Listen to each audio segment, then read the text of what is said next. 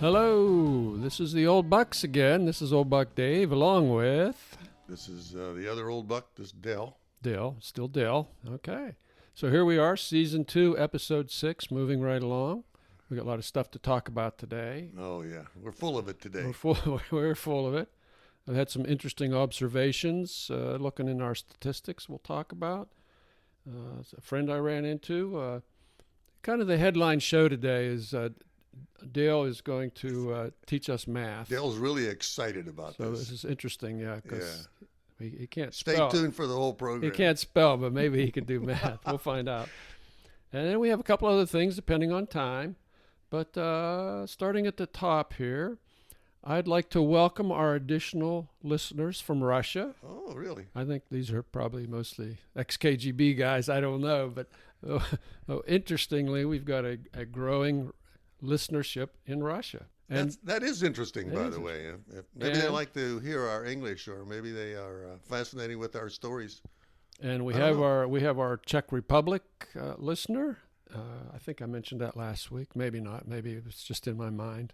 I hope he's still out there. He's still out there. Greetings to our brother or sister in Czech. And we've got a listener in Turkey. Turkey. So. And here's the really interesting statistic to me. The Germans have been loving us, apparently. The Deutschlanders. That's good. Deutschland, yeah. Germany has now moved ahead of Canada as the second highest listenership country. Well, I would say to our listeners, even if you're a one-time listener, you got to fire us an email and tell us what you find interesting and what you'd like us to talk about. We have opinions on everything. We belong to citizens representing alternative positions. I think we are like founding members, or at least you are. We're the founding members. Yeah, I got dragged into that. Yeah, I'm kind of disappointed in the Canadian listenership dripping off here. We've had our studio here in Halifax. I like the Canadians, and I can't even get Canadians to listen to us. So. Yeah, I don't know. So fortunately, Disney has heard about us and on all our exploits, and they made us a great offer to record in their studio. So there you go. So henceforth, we're in the Disney studios. Here we are at the Disney studio. Hey, I just show up. You're in charge of production. And they've got an artificial Walt Disney cafe that we can sit at with. Artificial coffee and everything of coffee, else artificial like Disneyland is. Sorry. So what are we going to do to get our Canadian listeners back on board? Maybe they need to write and tell us what they find to be interesting. That's what we need. Fire them. Or maybe we need to open the borders. I don't know. Whatever it takes. Just cross anytime you want. Come on down, folks. Yeah. So it's bucks2old@gmail.com. That is our email address, which you will find in the liner notes. In your liner notes. I'm still calling them liner notes. I don't know what else to call them. Don't even know what that is, because I'm not in that department. Yeah, before we start on the good stuff, an interesting thing. I ran into Old Buck Tom. He's one of our listeners here, local listener. I was having a cup of coffee without you, and he came strolling by. And I knew he had listened to one or two episodes early on. He gave me some interesting really good feedback, actually. And he said, I asked him if he's still listening. He says, no, I don't have any time.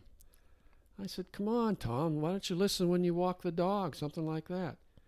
And he said, and this is what he said, when I walk with earbuds, I fall down. What?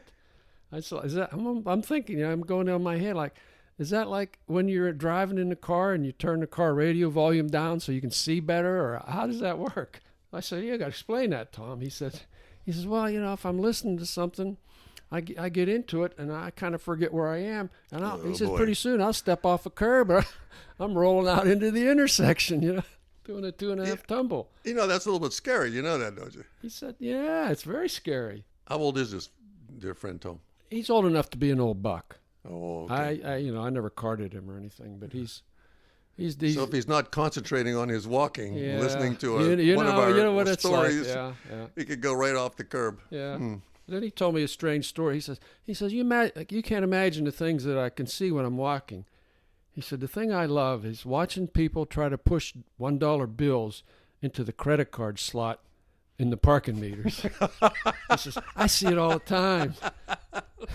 That just makes me go, But, well, I'm glad he does listen, and certainly be careful out there walking, because when you're an old buck, falling down is a major concern as you get old. Trust me, when you get there, you'll see. Yeah. Oh, here's something else that just happened yesterday or the day before. I was on attending a Zoom presentation, and this was actually the son of Gary Powers, the U-2 pilot who was shot down over Russia.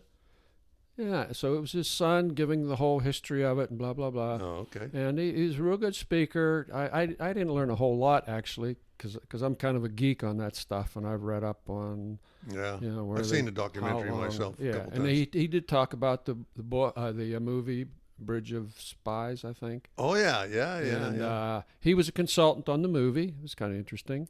He said where the movie was, where it was right on and where it was Hollywooded up a little bit. Right. But it was good.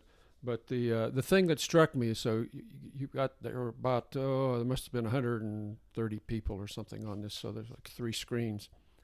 And of course, most of us just have the audio on, but there's always those people that have to see themselves. They have to see themselves while they're listening to somebody else. This one woman, she was totally masked up. Totally masked up, like, honey, you're sitting at home all by yourself. I don't know. But she felt better, so that's all that counts. That sounded interesting. Yeah. So I remember a time I was doing a Zoom thing, and I had the video on. It was my first Zoom attempt as a baby Zoomer. Yeah. And I kept telling the people and there was only like 5 or 6 people in this Zoom we all had. You could see them. And I kept saying, listen, folks, I just want to let you know that there's something wrong with this camera. I do not look like that. And they all said, yes, you do. And I said, no, I don't. I don't look that old. Yes, you do. Don't you hate looking at a photograph of yourself? It's like, wait a minute. Just the mirror. The mirror's enough for you. Age. Even when I look in the mirror, I convince myself that that I'm 40 years old or something. I'm not that bad. Anyway. I can get by with this. We're like rambling like 2 old men. Oh, okay. Here's the story. You got a story? No, I'm going to finish what you're going to say there, and I'll tell you a story. Well, what I was going to say is I was going to introduce kind of the main feature of the day, which is your math story. I'm looking forward to with bated breath. He has not heard anything. This is all new to him. All new to me. As always, not rehearsed. Dale comes in with his 2 minutes preparation and says, "This is what I'm going to do, Dave." Pointing and okay. And I'm sweating bullets, wondering where's he going this week. I experienced a math incident. I'll call it a math incident that caused a lot of chuckles and a little bit of reflection. So in order to give our listeners the math challenge, I'm going to give you some background. Now, you did know that I taught school. I knew that you taught school, but I always thought you were teaching English over there. But you just told me that that's not the case. No, I did not teach English. I taught some a little bit of sort of history, that kind of a thing, to some older students from, say, 16 and older. But I just had no rapport with them. So I ended up, it turns out that my best rapport is with 9 and 10-year-olds. So I actually taught several years 5th grade. And in a class where you could teach a little bit of reading. In fact, on opening day... You were kind of an elementary school teacher. Yeah, kind of an elementary school teacher. I found out that I really had a rapport. So I'm thinking I'm really clever that I've adapted. I'll let you know why I have that rapport. So on opening day of school, when the kids would come in, I would say, listen, boys and girls, I want to teach you the 3 R's. Reading, R-E-A-D-I-N-G, writing, R-I-G-H-T-I-N-G, I believe it. And arithmetic, R-I-T-H-M-I-T-H-I-C. Some other letters. Right, so I write the 3 R's on the board. Dale is the world's worst speller, by the way. So when I read it on the board, he's not making this up. And then I sort of hesitate a few minutes, and surely enough, one of them or 2 of them or 3 of them, or sometimes all of them their hands would creep up real slow, and they would say, you spelled that wrong. Mr. Dell. Yeah, they said, you spelled that wrong. And I would turn around and say, and you caught that, and that's exactly why I'm going to teach you, because I don't want you to grow up to be like me. You're better than this. So, anyhow, when it came to math, we did fractions. We did a lot of stuff in centimeters and meters and stuff like that. So we did some fractions. Used and the metric system. I love it. Yeah, much simpler. So we had a lot of fun with that. And we did some percentages, and we tried to do long division, but that was a little bit. I had a hard time conveying that concept. There? Oh, okay. So I admit that we didn't succeed at that. However, this is what I did succeed at. I succeeded explaining to the children their need to know this basic math. I convinced them that it was important that they knew that.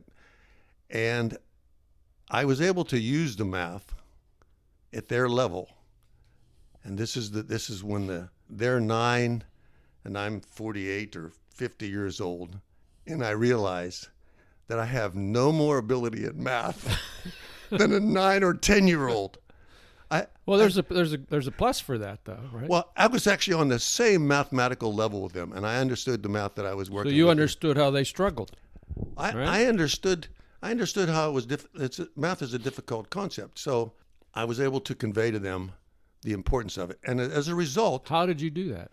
Well, we played games where you had to be quick at adding, all the numbers from 1 to 10, every combination thereof. And I insisted I was going to send them to the store. They had to come back with the right change. And I said, I'm going to give you 50% of this. And, I just made it dangled practical. Some incentives out there. That's good. That makes sense. Anyhow, it worked. These kids went on with a very relaxed approach to math and reading and writing. They were really, really quite good. They can communicate at 9 years old in all three ways mathematically. By the time they got to 12, when the real math teachers started to work on them, and on through 18, every one of those kids were just phenomenal. They child books, they did the math. So basically, I'm telling you that I really got along well with 9 and 10-year-olds math-wise. And I realized that that's pretty much the level I've ever reached with math, because I have other people figuring out math things for me. You call me, right? Yeah, I call you, or you go on to Google, or you do something else, because everything I needed to do with math, there was a calculator and stuff like that now. Mm-hmm. So the other day, another incident happened. I looked at the television, and on a public television station, they're teaching math. So they're saying, okay, we're going to solve for x. X squared plus 2 equal 12. And they talk about it, and they went, okay, we'll bracket this off here. We'll move this x over here. We'll do this, we do that. And we're going to do these 5 steps, and there you go. X is 3.297 or whatever. Okay. And I'm saying to myself, at my age, I still don't get it. So I even watched the program twice, because the people teaching it really knew how to do that. And they said it so specifically and so simply. But we're talking algebra. They're talking algebra, and I said, I've never had to use that. If those people could show me where you had a good algebra teacher, let's face it. We did have a good algebra teacher, but I told you how I passed that class, because he was a basketball coach. Because he was a basketball coach, and he needed you on the team. So anyhow, with that background, I realized that I have a limitation in mathematics. Now, the great math incident is this. I have been interested in World War II German submarines for many, many years. And I'm thinking I would like to have a model of a World War II sub. Then I can picture it better. I would be able to see it. Say about 36 inches long. And the detail on that model would be fantastic. I mean, imagine having a model like that and building it together. It'd probably take me a long time. In fact, it'd probably be waterworthy, or maybe there is such a thing. So I'm really fascinated by all this. And I'm blessed with a brother who has the means to help me with that. Mm-hmm. So we get down. This is the brother that I know. It's a brother that you know. Yes. So from the good old days. From the good old days. And yeah. and he's like, okay. So he comes up with a question. He says, "What is the scale? What is the scale of this boat that you want?" Sure. So I'm thinking, scale. Well, the actual boat, and this is the challenge I'm going to issue to the listeners.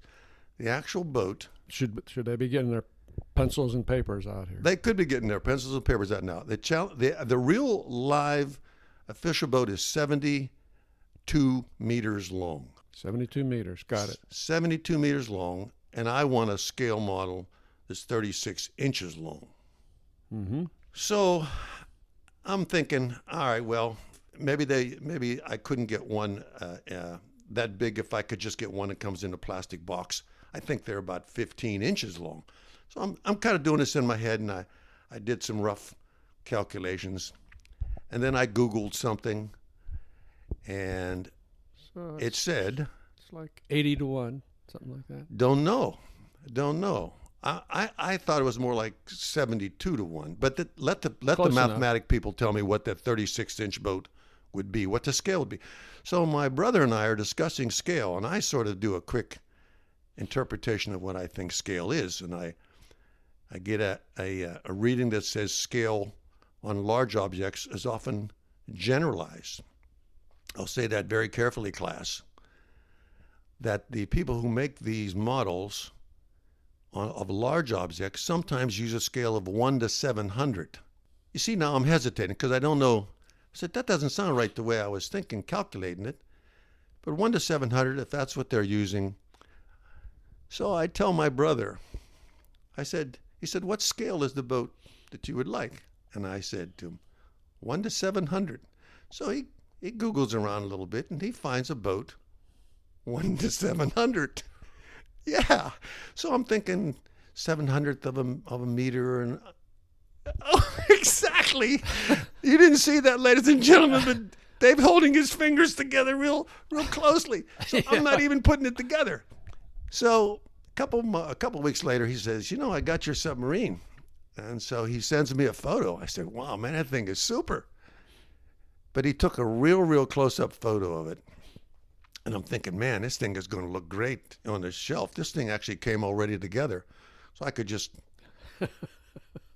So he sends There's a reason it was already together. He sends me the picture of it that's already together. And I said, wow, that's pretty neat. And so he says, how big do you think this is? And I'm kind of looking at it. I said, what, 15 inches? I said, what do you have it sitting on or something? You have it on the table, and you know how you can take a photo of something in the background like it looks like it's really big and, So he says... This is a math teacher talking, Yeah, folks. This is a math teacher. He says it's 3 inches long. I said, no way. Yeah. I said, what do you have it sitting on, a 50-foot board? Where's it at? He said, no, it's on a 10-inch piece of wood, and it's only 3 inches long. So to make a long story short, we started laughing about this. And then I started doing some looking into scale and getting more and more involved in it. And then I realized that I only have a degree of understanding of math that has gotten me by, equivalent to a 9 or 10-year-old. The rest I depend on the kindness of strangers and others and Google. Call Dave, yeah. Yeah, call Dave. So I have now a 3-inch model of a German submarine. And this is the end. This is coming to the end of the story that I know that I can keep. I can keep someplace. He said, well, at least it'll fit in your house. It'll fit. Yeah, at least it'll fit in your house.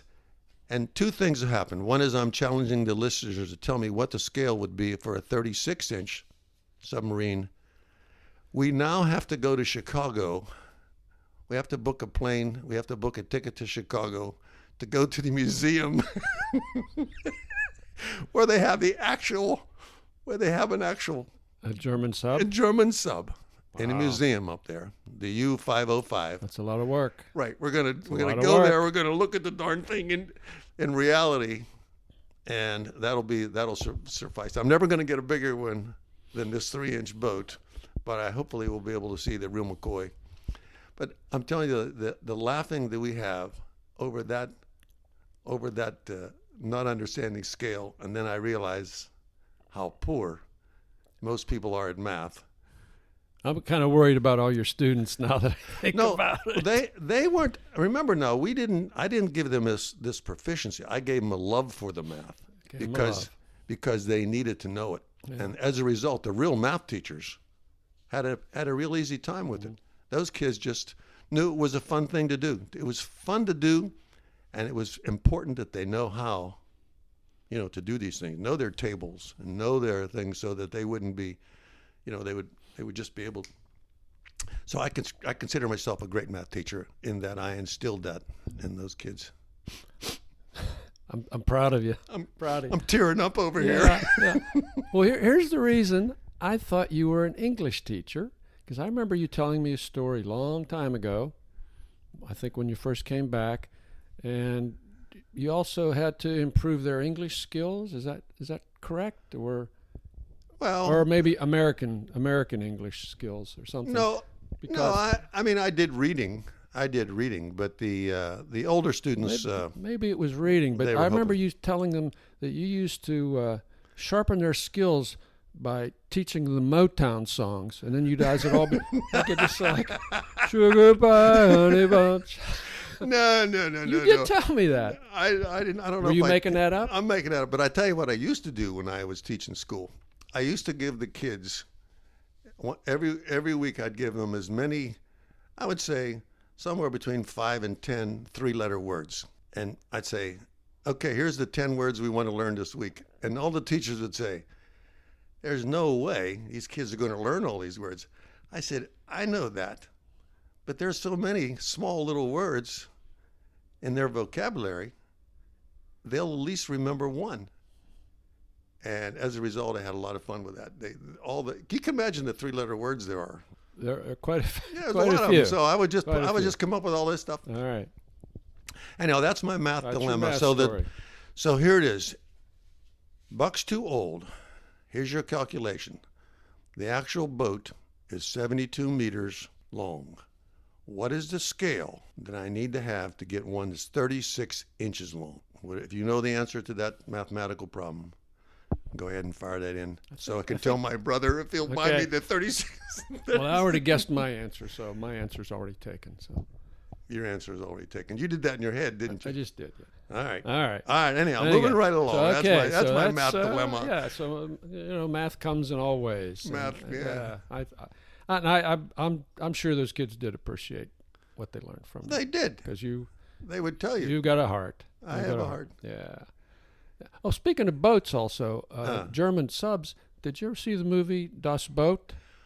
I did see the movie. Okay. I saw it in German. I loved it. Great movie. With subtitles. I remember when Siskel and Ebert showed that, a clip of that when they had that movie review thing, and he called it Das Boot. Like, wait a minute, it's not a boot. It's not a story about a foot. So you did see it? I did see it. Yeah, I saw it. I think I've seen it twice. For anybody that never saw that movie, I think it's even been on television in English. But I tell you what, I was riveted. I was just riveted to my seat in German. That's what it was really like. What that could have been like. And to this day, I'm fascinated by the close quarters and all that. Even anybody that had the courage to go down in those things. Anyhow, so here's a shout out to all the submariners. Yep, everybody with the courage to do it. That's quite a character, quite a crew. Speaking of tributes, I'd like to mention another person that we've lost recently. That would be Hammerin Hank Aaron. Left us here recently. Baseball player. Maybe the best ever. I don't know. Just want to point out he's the guy that broke Babe Ruth's record. Ruth had 714, and Hank ended up with 755. Now, Barry Bonds sort of has the record. He has 762. He broke Hank's record, but there's a cloud over Barry Bonds over the whole drug thing. I've got a thought on that. Allegedly, Ruth and Aaron look like regular build guys. Yeah. Yeah, this last guy looked like a giant. Oh yeah, that's when Barry Bonds played for the Pirates, he looked like a regular person. Yeah. And then a couple of years later, you see him playing for the Giants. It's like he had muscles in his head. Yeah. He must have gone from like a 7 to a 9 head or something like that. Anyway, but he said it could have been vitamin pills. I don't know. Getting back to Hammerin Hank here. So he broke the home run record. You know, he never hit 50 in a year. So, but he's got the record for like the most years over 20, the most years over 25, something like that. How many years did he play? Oh, you were going to ask me that question. I don't know. Yeah, I think 22 seasons, something like that. Okay, that's why I was able to about the same number of seasons that Ruth played, and 21 maybe, something like that. He has the major league record for RBIs, 2297. He has 1477 extra base hits, another record. Now, here's the one that's but people don't realize. He has 6,856 total bases, which is the total bases that you touch as a result of hits. Now, getting walked or anything like that. To our Czech Republic listener, extra base hits. You're gonna have to clarify some of that terminology to our worldwide listeners. Yeah. Extra base hits means you should have only been on one base, but you managed to get two out of it or something. Yeah. But the startling thing is, with that base total, he's 12 miles ahead of the guy in second place. This is in distance, 90 feet. 90 feet. 90 bag, feet. Number. Yeah. He's got, to me, Dave, all this stuff is. These are all interesting statistics to a baseball fan, and to attribute. And everybody else has signed off already. Yeah, I mean, if you're quit listening if you're doing the math on the other problem or something. Yeah, they're probably. But it's interesting in that you have to be dedicated to the sport, you have to be athletically inclined, you have to be physically fit for a lot of years to do that. So you got to take care of yourself. You got to watch what you do. You know what I mean? Nobody with a bad knee can run that far. Yep. And he was a great man off the field. He was a great man he when he wasn't great playing man ball. Off the field. He wasn't, and he had a tough time of it in the early years, particularly. A lot of discrimination against him. And he toughed it out, and I think he's the best ever. I think he's the greatest player ever. And I applaud you for taking notice of people who have achieved, whether you want to call it greatness or not, just achieved a certain accomplishment in life despite the odds. Yeah, and let me give you a quote. This is one quick quote from Hank. He says, "Baseball is not about breaking records. It's about playing to the best of your potential." That's kind of good words for life. And that's what we did when we played. And our potential ran out at about 19. When other people with more potential were.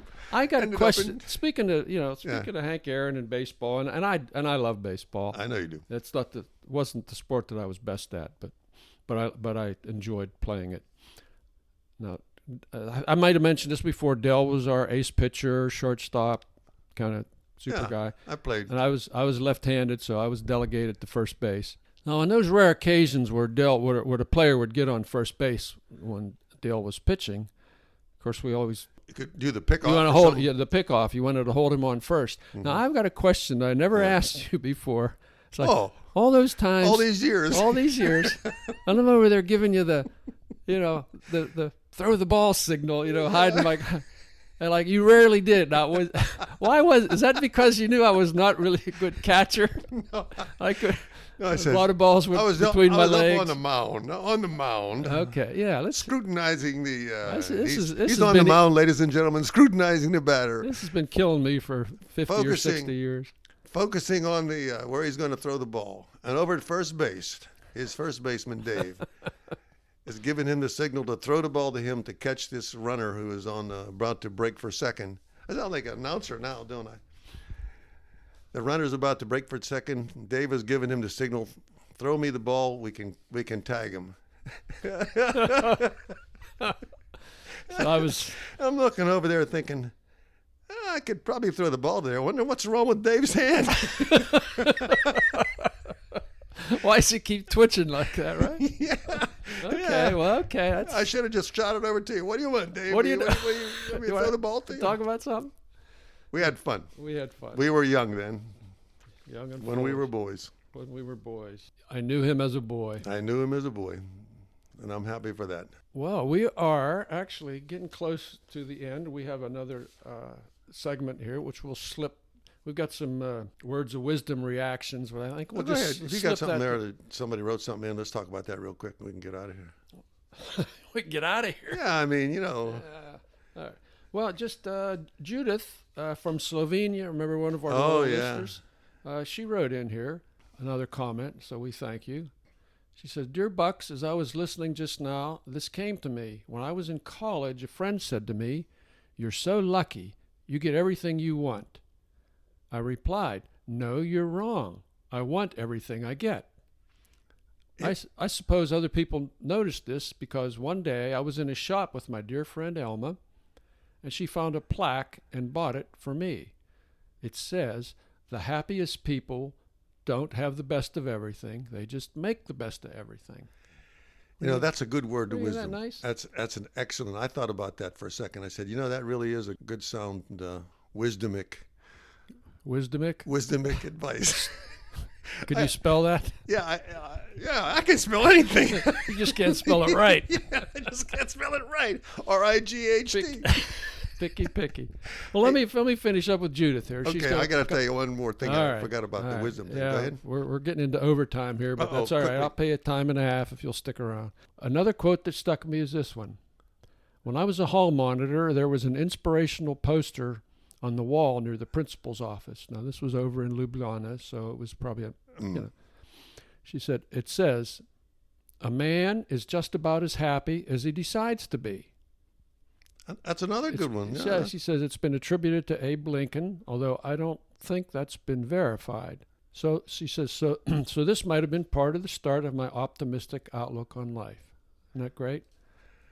And my last comment was, when it comes to words of wisdom, there's a man who had a sign in his office which was pretty full, and all it said was, "Simplify. Simplify." And I said, man, that is so true. And I've applied that. Simplify. He knows who he is. He knows who he is. He's a loyal listener. He's a listener. All right. The sign is still there, too. Now, she didn't write this, but this is kind of, when you put like a little tagline after your name in an email. So this is the thing. Apparently, it comes out automatically all the time. It says, "May all nations prosper that long to see the day when quarrels shall be chased away from under the sun, when all our countrymen shall be free and not enemies but only neighbors border us." That's the Slovene national anthem, from the Slovene national anthem. There you go. Pretty cute. I don't know if we could end on a better note than that. I don't think we can. And we probably should end on. And we should probably end at this point. Right. So write to, email your thoughts and your calculations to bucks2old@gmail.com. gmail.com. I'm Del. And I'm Dave. And we are Two Old Two Old Bucks.